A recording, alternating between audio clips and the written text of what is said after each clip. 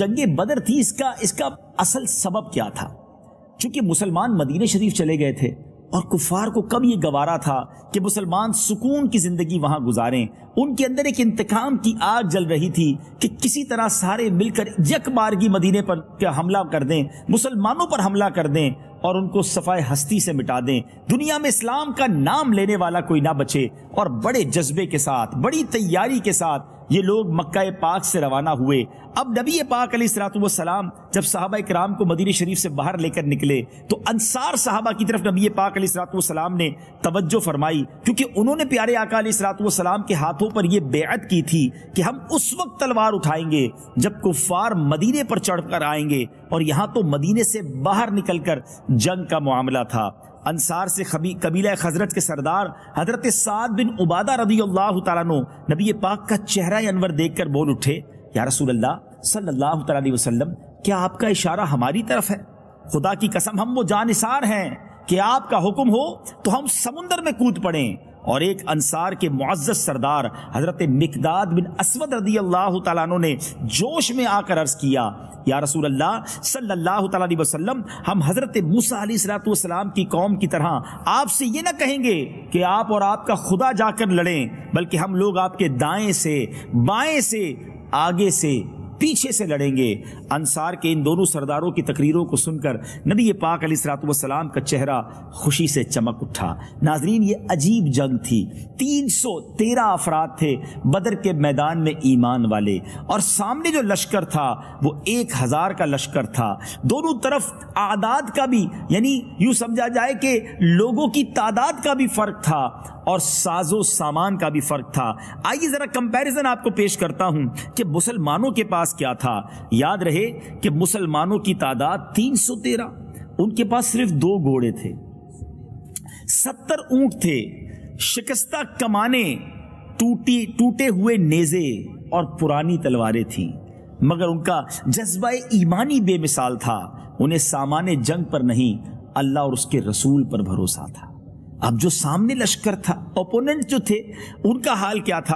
ان کے پاس، ان کی تعداد 1000 تھی، 100 برق رفتار گھوڑے تھے. مسلمانوں کے پاس 2 گھوڑے تھے، کفار کے پاس 100 گھوڑے تھے. ان پر 100 زرہ پوش جنگجو سوار تھے، بلٹ پروف جیکٹ جس کو آپ کہیے، پورے زرہ پوش جنگجو سوار تھے. 700 اعلیٰ نسل کے اونٹ، کھانے پینے کے ذخائر کے انبار. اتنا کھانا تھا کہ روزانہ اس لشکر کے لیے 9 10 اونٹ ذبح کیے جاتے اور اس کے کھانے بنائے جاتے. ہر شب بزم عیش و نشاط برپا کی جاتی اور یوں سمجھیے کہ ناچ گانوں کی محفلیں منعقد کی جاتی. اب شاعر اس کی منظر کشی کیسے کرتا ہے؟ وہ کہتا ہے، وہاں سینوں میں کینہ تھا، شکاوت تھی، عداوت تھی، یہاں ذوق شہادت اور ایمان کی حلاوت تھی. مجاہد جن کو وعدے یاد تھے آیات قرآن کے، کھڑے تھے صبح سے ڈٹ کر مقابل فوج شیطان کے. جو غیرت مند راہ حق میں تھے مصروف جاں بازی، ابد تک نام ان کا ہو گیا اللہ کے غازی. شہادت اعلیٰ منزل ہے مسلمانی سعادت کی، وہ خوش قسمت ہے مل جائے جنہیں دولت شہادت کی. محمد کی محبت دین حق کی شرط اول ہے، اسی میں اگر ہو خامی تو سب کچھ نامکمل ہے. محمد کی غلامی ہے سنت آزاد ہونے کی، خدا کے دامن توحید میں آباد ہونے کی. سبحان اللہ، سبحان اللہ. تو بہرحال ناظرین، اسی جذبے کے ساتھ یہ مجاہدین جو تھے، نبی پاک کے ساتھی جو تھے، یہ بدر کے میدان میں پہنچ گئے. اب وہاں نقشہ ہی کچھ اور تھا. اللہ کی مدد کیسے آئی؟ اب ذرا یہ دیکھتے ہیں کہ جب نبی پاک علیہ الصلوۃ والسلام بدر کے میدان میں پہنچ گئے تو وہاں پر جانے سے پہلے کچھ بڑے ایمان افروز واقعات ہوئے. بچوں کو واپس بھیج دیا گیا. بچے بھی آ گئے تھے کہ ہم نے بھی جانا ہے جہاد کرنے، تو انہیں منع کر دیا گیا. انہی میں ایک ننھے منھے سپاہی جو تھے، حضرت سعد بن ابی وقاص رضی اللہ تعالیٰ عنہ کے چھوٹے بھائی حضرت عمیر بن ابی وقاص تھے. ایک ننھے سپاہی حضرت عمیر بن ابی وقاص تھے. جب ان سے واپس ہونے کو کہا گیا تو وہ مچل گئے، رونے لگے. اس طرح بلک بلک پر رونے لگے کہ نبی پاک علیہ الصلوۃ والسلام نے ان کی تڑپ کو دیکھ کر انہیں بھی ساتھ چلنے کی اجازت دے دی. حضرت سعد بن ابی وقاص نے اس ننھے سپاہی کے گلے میں ایک تلوار حمائل کر دی، ایک تلوار گلے میں پہنا دی. اب جب مدینہ پاک سے روانہ ہوئے تو پیارے آقا علیہ الصلوۃ والسلام نے حضرت ابن ام مکتوم رضی اللہ تعالیٰ عنہ کو مسجد نبوی شریف کا امام مقرر کر دیا. اور اب جب مقام روحہ میں پہنچے تو منافقین اور یہودیوں کی طرف سے کچھ خطرہ محسوس فرمایا، اس لیے آپ نے حضرت ابو لبابہ بن عبد المنذر کو مدینے کا حاکم مقرر کر کے مدینہ شریف واپس بھیج دیا. یعنی وہاں بھی مدینہ شریف کی حفاظت کا بھی انتظام کیا گیا. اب جب بدر کی طرف چلے اور وہاں جیسے کہ میں نے بتایا کہ وہاں 1000 کا لشکر ہے، یہاں 313 کا لشکر ہے. اب وہاں جانے کے بعد کفار قریش جب بدر میں پہنچے، انہوں نے پہلے ہی یعنی کفار قریش نے کیا کیا، مسلمانوں سے پہلے ہی بدر میں پہنچ گئے اور بڑی آسان سی سیکیور جگہ پر قبضہ کر لیا. نبی پاک علیہ الصلوۃ والسلام شام کے وقت بدر پہنچے تو حضرت علی، حضرت زبیر، حضرت سعد بن ابی وقاص رضی اللہ تعالیٰ کو پہلے میدان کی طرف بھیجا تو دیکھے کہ کفار قریش کے بارے میں خبر لائیں. تو ان حضرات نے قریش کے 2 غلاموں کو پکڑ لیا جو لشکر کفار کے یہ پانی بھرنے پر مقرر تھے. نبی پاک علیہ الصلوۃ والسلام نے پوچھا کہ بتاؤ وہاں کون کون سردار آیا ہے، قریش کے بڑے لوگوں میں سے کون کون آئے ہیں؟ تو اس نے بتایا کہ عتبہ بن ربیعہ، شیبہ بن ربیعہ، ابو البختری، حکیم بن حزام، نوفل بن خویلد، حارث بن عامر، نضر بن الحارث، زمعہ بن الاسود، ابو جہل بن حشام، امیہ بن خلف، سہیل بن عمر، عمر بن عبد، عباس بن عبد المطلب وغیرہ سب اس لشکر میں موجود ہیں. یہ جب فہرست نبی پاک نے سنی تو کیا تاریخی اعلان فرمایا. نبی پاک نے فرمایا اے مسلمانوں سن لو، مکے نے اپنے جگر کے ٹکڑوں کو تمہاری طرف ڈال دیا. یعنی فل فلیش، فل پاور کے ساتھ ایچ اینڈ ایوری بڈی، یعنی یوں لگتا تھا کہ جتنے سپہ سالار تھے، جتنے بہادر ان کے تھے، جتنے سردار تھے، سب اس تیاری سے آئے تھے کہ بس یک بارگی مسلمانوں کا نام مٹا دینا ہے. یاد رہے ناظرین، اس دن کو یوم الفرقان یعنی فرق کرنے والا دن اس لیے بھی کہا جاتا ہے کہ یہ ڈیسائیڈر تھا، کیونکہ ان کا ارادہ یہ تھا کہ دنیا میں جتنے کلمہ پڑھنے والے ہیں ایک ہی باری میں سب کا صفایا کر دیا جائے. اور واقعی اگر ایسا ہو جاتا تو شاید پھر دنیا میں اللہ کا نام لینے والا کوئی اور نہ ہوتا. آگے آپ سنیں گے کہ نبی پاک نے جب بدر کی رات وہ تاریخی دعا فرمائی، اس میں الفاظ بھی کچھ اسی طرح کے تھے، مگر پھر رب نے کس خوبصورت انداز میں اپنے حبیب علیہ الصلوۃ والسلام کی مدد کی، وہ بھی آپ آگے سنیں گے. اب مسلمانوں کی باری آئی، وہ میدان بدر میں پہنچے تو جو جگہ انہیں ملی وہ ریتیلی تھی، اتنی ریتیلی تھی کہ گھوڑوں کے پاؤں دھستے تھے. پانی بھی نہیں تھا قریب، کوئی چشمہ بھی نہیں، کوئی کنواں بھی نہیں. تو اب نبی پاک علیہ الصلوۃ والسلام سے ایک صحابی نے پوچھا کہ حضور جہاں آپ ٹھہرے ہیں یہ وحی آپ کو ہوئی ہے یا ٹھہرنے کی یا کوئی فوجی تدبیر ہے؟ نبی پاک علیہ الصلوۃ والسلام نے فرمایا کہ اس بارے میں مجھے کوئی وحی نہیں اتری ہے. پیارے آقا علیہ الصلوۃ والسلام سے انہوں نے عرض کیا کہ حضور پھر ایسا کرتے ہیں کہ پانی کے چشموں کی طرف چلتے ہیں. پیارے آقا علیہ الصلوۃ والسلام نے ان کی رائے پر عمل کیا، تھوڑا آگے گئے. لیکن اب کیا ہوا کہ خدا کی شان کہ جس میدان میں پیارے آقا علیہ الصلوۃ والسلام موجود تھے وہاں پر بارش ہو گئی. یعنی یہ مدد کی گئی، وہ ریت جو تھی وہ جم گئی، وہ جگہ یوں سمجھیے کہ ایسی اسٹیبل ہو گئی کہ جہاں کھڑا ہونا اور لشکر کو لینا آسان ہو گیا. مسلمانوں نے اس بارش کے پانی کو روک کر حوض بنا لیے، پانی جمع کر لیا. یہ پانی وضو اور غسل کے کام آیا. سبحان اللہ. اور اسی بارش کی وجہ سے جو ان کی پکی زمین تھی اب وہ چکنی ہو گئی. وہاں غیر مسلموں کو تکلیف پہنچی، ان کو اسٹیبل ہونا مشکل ہو گیا. سبحان اللہ. قرآن میں اس بارش کا بھی ذکر ہے، اللہ نے اس مارکے سے پہلے بارش کے ذریعے کیسے مدد فرمائی. آئیے قرآن پاک کی سورہ انفال کی اس آیت کی تلاوت سنیے اور ترجمہ سنیے. وَيُنَزِّلُ عَلَيْكُم مِّنَ السَّمَاءِ مَاءً لِّيُطَهِّرَكُم بِهِ وَيُذْهِبَ عَنكُمْ رِجْزَ الشَّيْطَانِ وَلِيَرْبِطَ عَلَى قُلُوبِكُمْ وَيُثَبِّتَ بِهِ الْأَقْدَامَ.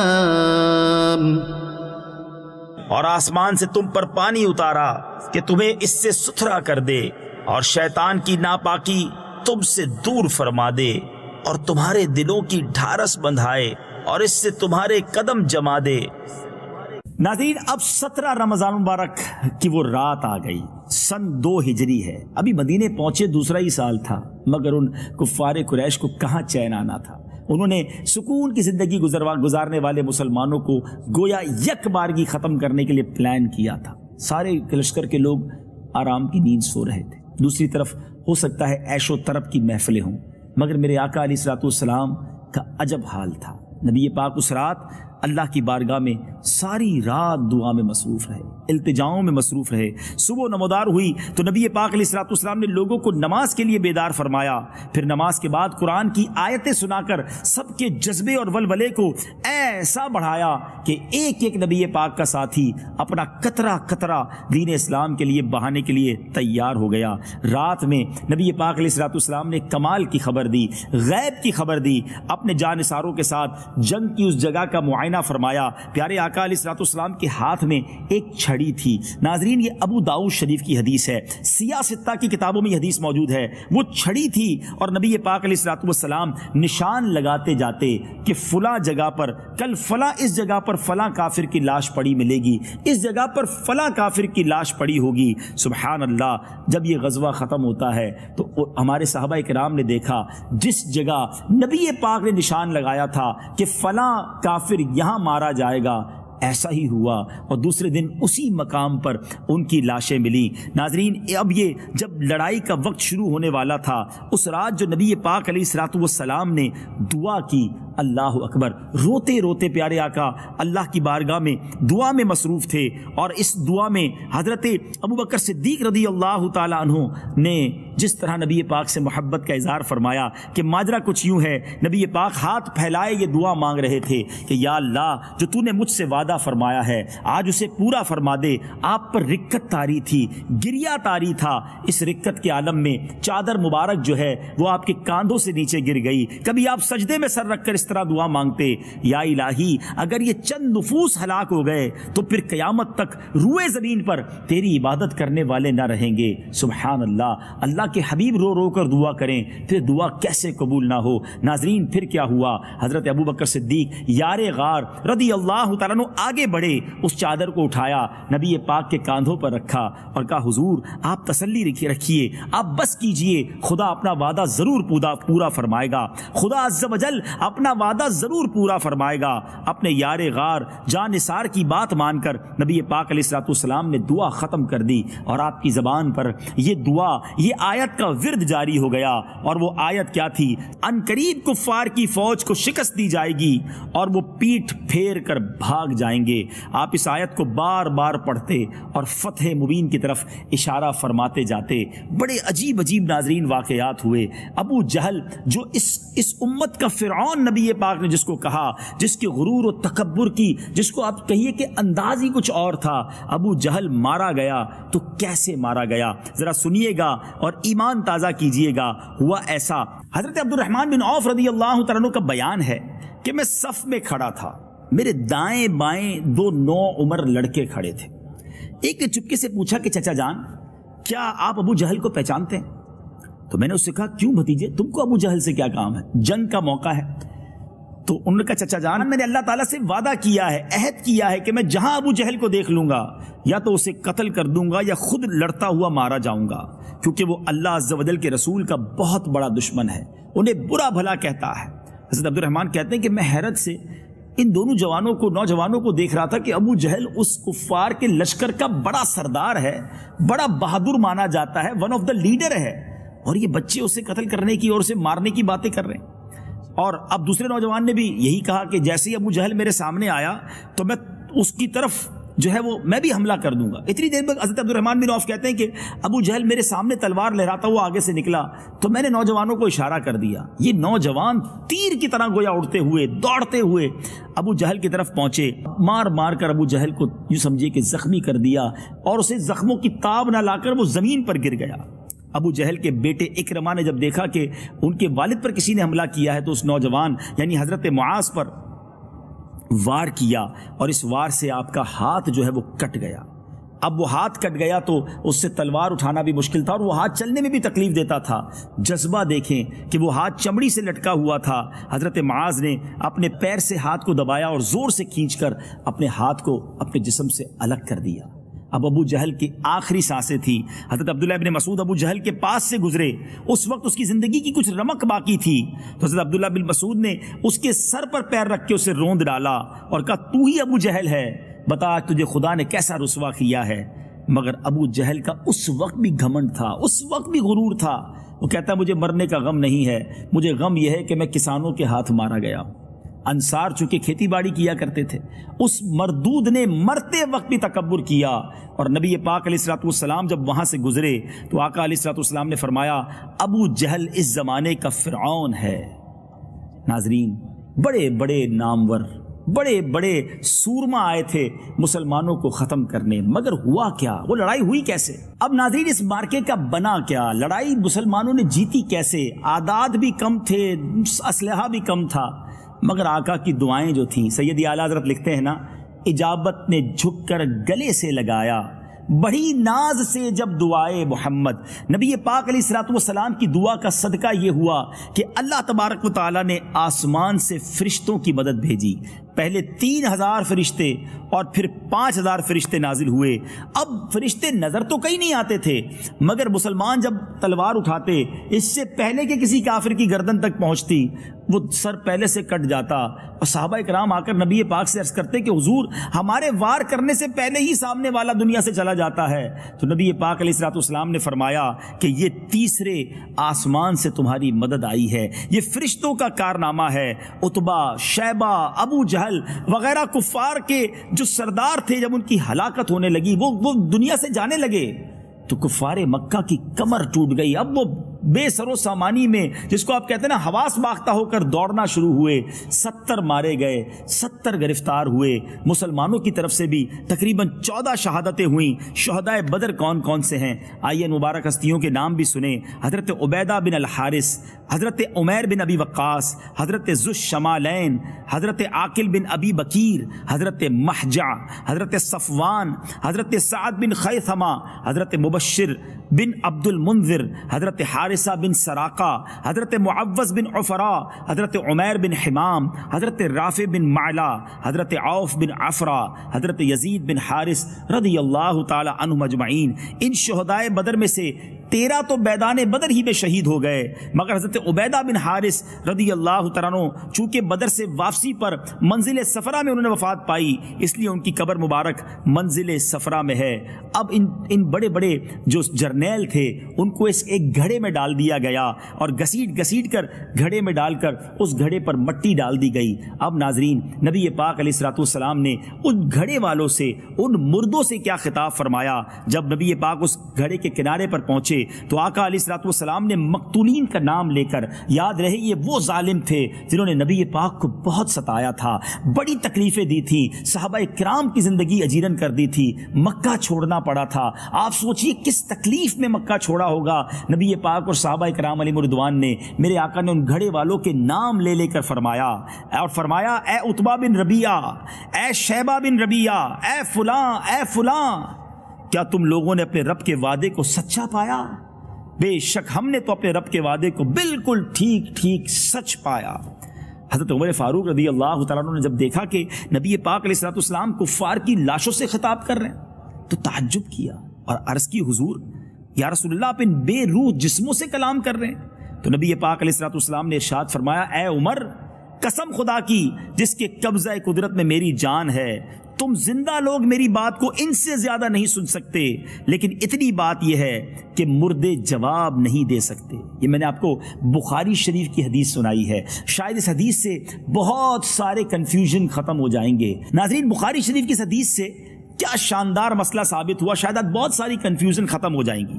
جب کفار کے مردے سنتے ہیں تو پھر مومنین، خصوصاً اولیاء، شہداء، انبیاء وفات کے بعد یقیناً ہمارے سلام سنتے ہیں، ہماری فریادیں سنتے ہیں۔ نبی پاک علیہ الصلوۃ والسلام نے جب کفار کی مردہ لاشوں کو پکارا تو پھر خدا کے برگزیدہ بندوں یعنی ولیوں، شہیدوں اور نبیوں کو ان کی وفات کے بعد پکارنا بھلا کہاں ناجائز ہوگا؟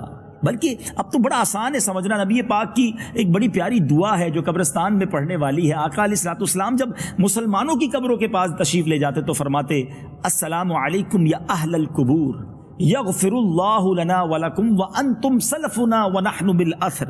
اے قبر والو، تم پر سلام ہو، خدا ہماری اور تمہاری مغفرت فرمائے، تم لوگ ہم سے پہلے چلے گئے، ہم تمہارے بعد آنے والے۔ اور یہ دعا ہمارے لیے بھی سنت ہے جب ہم قبرستان جائیں تو کتنا آسان ہے سمجھنا کہ جب عام مسلمانوں کے قبرستان میں جا کر ہم انہیں السلام علیکم یا اہل القبور کہہ سکتے ہیں، تو پھر یا رسول اللہ کہنا یا غوث اعظم کہنا یا داتا کہنا یہ تو شریعت کے عین مطابق ہے. امید ہے کہ یہ کنفیوژن بھی دور ہو گئی ہوگی.